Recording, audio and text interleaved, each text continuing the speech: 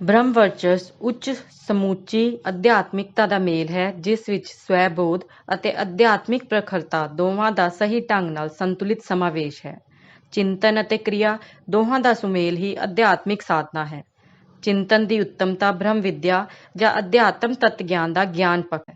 ਕਿਰਿਆ ਦੀ ਪ੍ਰਖਰਤਾ ਉਸਦਾ ਵਿਗਿਆਨਕ ਪੱਖ ਹੈ। ਗਿਆਨ ਅਤੇ ਕਰਮ ਦਾ ਸਮਾਵੇਸ਼ ਹੀ ਬ੍ਰਹਮ ਵਰਚਸ ਹੈ। ਪੰਡਿਤ ਸ਼੍ਰੀ ਰਾਮ ਸ਼ਰਮਾ ਆਚਾਰਿਆ।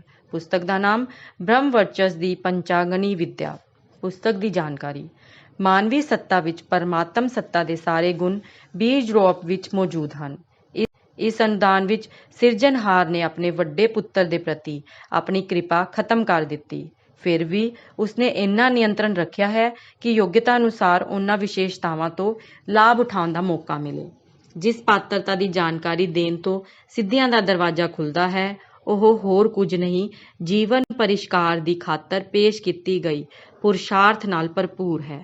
ਸਾਧਨਾ ਵਿਧਾਨਾਂ ਵਿੱਚ ਵਰਤੇ ਹੋਣ ਵਾਲੇ ਕਿਰਿਆਕਰਮ ਅਣਗਿਣਤ ਹਨ, ਪਰ ਉਹਨਾਂ ਸਾਰਿਆਂ ਦਾ ਇੱਕੋ ਮੂਲ ਉਦੇਸ਼ ਹੈ, ਜੀਵਨ ਦੇ ਅੰਦਰਲੇ ਪੱਖ ਨੂੰ ਸੁਸੰਸਕ੍ਰਿਤ ਕਰਨ ਲਈ ਅਤੇ ਬਾਹਰੀ ਪੱਖ ਨੂੰ ਉੱਚਾ ਚੁੱਕਣ ਲਈ। ਜੋ ਸਾਧਨਾ ਆਪਣੇ ਵਿਧੀ ਵਿਧਾਨਾਂ ਦੇ ਸਾਰੇ ਸਾਧਕ ਨੂੰ ਚੰਗੇ ਸੰਸਕ੍ਰਿਤੀ ਦੀ ਦਿਸ਼ਾ ਵਿੱਚ ਜਿੰਨੀ ਅਗਵਾਈ ਕਰ ਸਕਦਾ ਹੈ, ਉਹ ਓਨੀ ਹੀ ਸਫਲ ਹੁੰਦੀ ਹੈ। ਸਾਧਨਾ ਵਿਧਾਨਾਂ ਨੂੰ ਕਾਇਆ ਅਤੇ ਆਂਤਰਿਕ ਉੱਤਮਤਾ ਨੂੰ ਆਤਮਾ ਕਿਹਾ ਜਾ ਸਕਦਾ ਹੈ। ਸਰੀਰ ਅਤੇ ਆਤਮਾ ਦੇ ਸੰਯੁਕਤ ਰੂਪ ਨੂੰ ਜੀਵਨ ਕਿਹਾ ਜਾਂਦਾ ਹੈ। ਰਿੱਧੀ ਸਿੱਧੀਆਂ ਤੋਂ ਵਿਭੂਤੀਆਂ ਅਤੇ ਸਮਰਿੱਧੀ ਭਰਿਆ ਹੋਇਆ ਸਾਰਾ ਜੀਵਨ ਉਪਲਬਧ ਕਰਨ ਲਈ ਅਜਿਹੀ ਸਾਧਨਾ ਦੀ ਲੋੜ ਹੈ, ਜਿਸ ਵਿੱਚ ਕਿਰਿਆ ਕਰਮ ਦੇ ਨਾਲ ਨਾਲ ਆਤਮਿਕ ਅਨੁਸ਼ਾਸਨ ਵੀ ਜੁੜਿਆ ਹੈ। ਬ੍ਰਹਮ ਵਰਚਸ ਸਾਧਨਾ ਵਿਧੀ ਵਿੱਚ ਇਹਨਾਂ ਦੋਹਾਂ ਤੱਥਾਂ ਦਾ ਸਹੀ ਤਾਲਮੇਲ ਹੈ, ਇਸ ਲਈ ਸਫਲਤਾ ਵੀ ਸੁਨਿਸ਼ਚਿਤ ਹੈ। ਪੁਸਤਕ ਦੇ ਕੁਝ ਪ੍ਰਸ਼ਨ। ਇੱਕੋ ਸਰੀਰ ਵਿੱਚ ਰਹਿਣ ਵਾਲੇ ਮਨੁੱਖਾਂ ਦੇ ਉੱਚੇ ਨੀਵੇਂ ਹੋਣ ਦਾ ਕੀ ਕਾਰਨ ਹੋ ਸਕਦਾ ਹੈ? ਬਾਹਰੀ ਸਹਾਇਤਾ ਦੇ ਜ਼ੋਰ ਤੇ ਕਿਸ ਦਾ ਕੰਮ ਹੋਇਆ ਹੈ? ਜੋ ਇੱਕੋ ਯੋਗਤਾ ਦੇ ਇੱਕੋ ਰਾਹ ਤੇ ਤੁਰਦੇ ਹਨ, ਇਸੇ ਢੰਗ ਨੂੰ ਅਪਣਾਉਣ ਵਾਲੇ ਹੋਰ ਲੋਕ ਵੀ ਬਾਜੀ ਜਿੱਤ ਕੇ ਕਾਮਯਾਬੀ ਤੇ ਕਾਮਯਾਬੀ ਹਾਸਿਲ ਕਰਦੇ ਹਨ, ਪਰ ਬਹੁਤ ਸਾਰੇ ਲੋਕਾਂ ਦੁਆਰਾ ਪੂਰੀ ਇਮਾਨਦਾਰੀ ਅਤੇ ਸਮਝਦਾਰੀ ਤੋਂ ਕਈ ਯਤਨ ਬਹੁਤ ਘੱਟ ਨਤੀਜੇ ਦਿੰਦੇ ਹਨ। ਇਸ ਦਾ ਕੀ ਕਾਰਨ ਹੈ? ਆਪਣੀ ਗਲਤੀ ਕੀ ਹੈ? ਇਹਨਾਂ ਸਾਰੇ ਪ੍ਰਸ਼ਨਾਂ ਦੇ ਉੱਤਰ ਲੈ ਕੇ ਤੁਹਾਡੇ ਸਾਹਮਣੇ ਪੇਸ਼ ਹੈ ਇੱਕ ਛੋਟੀ ਜਿਹੀ ਪੁਸਤਕ, ਜਿਸ ਵਿੱਚ ਲੇਖਕ ਦੁਆਰਾ ਗਾਇਤਰੀ ਦੀ ਉੱਚ ਪੱਧਰੀ ਸਾਧਨਾ ਸਮਝਾ ਕੇ ਇਹ ਕਿਵੇਂ ਕਰਨਾ ਹੈ, ਇਸ ਦਾ ਵੀ ਵਿਸਥਾਰ ਤੋਂ ਮਾਰਗਦਰਸ਼ਨ ਕੀਤਾ ਹੈ।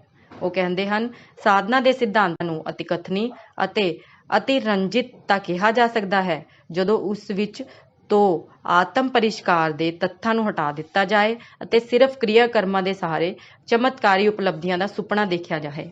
ਪੁਸਤਕ ਦੇ ਕੁਝ ਅੰਸ਼। ਤਪੱਸਿਆ ਸਰੀਰ ਵਿੱਚ ਮੌਜੂਦ ਪ੍ਰਾਣ ਊਰਜਾ ਨੂੰ ਸ਼ੁੱਧ ਕਰਦੀ ਹੈ। ਮਨ ਖੇਤਰ ਦੇ ਚਿੰਤਨ ਤੇ ਚੇਤਨਾ ਨੂੰ ਉੱਚਤਮ ਸ਼ਕਤੀ ਸਰੋਤ ਅਤੇ ਆਸਥਾ ਕੇਂਦਰ ਨਾਲ ਜੋੜਨ ਦਾ ਕੰਮ ਯੋਗ ਸਾਧਨਾ ਦੁਆਰਾ ਸੰਪੂਰਨ ਹੁੰਦਾ ਹੈ। ਆਤਮ ਸ਼ੋਧਨ ਬ੍ਰਹਮ ਵਰਚਸ ਦੀ ਪਹਿਲੀ ਸ਼ਰਤ ਹੈ। ਇਸ ਲਈ ਆਤਮ ਸਾਧਨਾ ਦੇ ਹਰੇਕ ਸਾਧਕ ਨੂੰ ਤਪੱਸਿਆ ਤੋਂ ਗੁਰਜਣਾ ਹਰੇਕ ਸਥਿਤੀ ਵਿੱਚ ਜ਼ਰੂਰੀ ਹੁੰਦਾ ਹੈ। ਪਾਤਰਤਾ ਦਾ ਸੰਵਰਧਨ ਸਾਧਨਾ ਹੀ ਹੈ। ਇਸ ਦੇ ਲਈ ਜੀਵਨ ਦੇ ਬਾਹਰਲੇ ਹਿੱਸੇ ਨੂੰ ਵਿਵਸਥਿਤ ਅਤੇ ਅੰਦਰ ਨੂੰ ਪਰਿਸ਼ਕ੍ਰਿਤ ਕਰਨਾ ਪੈਂਦਾ ਹੈ।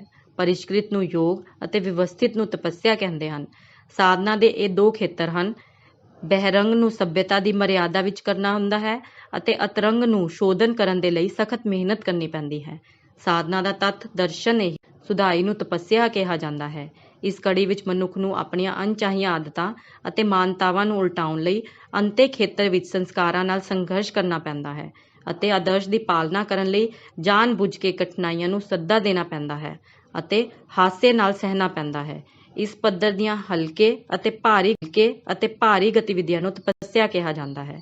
ਦਿਵ ਅੱਖਾਂ ਤੋਂ ਸੰਭਵ ਹੋ ਸਕਣ ਵਾਲੀਆਂ ਸੂਖਮ ਦ੍ਰਿਸ਼ਟੀ ਅਤੇ ਧਾਰਮਿਕ ਅੱਖਾਂ ਦੀ ਇਕਾਗਰਤਾ ਤੀਕਸ਼ਣਤਾ ਦੇ ਤਾਲਮੇਲ ਦੀ ਸਾਧਨਾ ਨੂੰ ਤ੍ਰਾਟਕ ਕਹਿੰਦੇ ਹਨ। ਪੁਸਤਕ ਦੇ ਕੁਝ ਬਿੰਦੂ।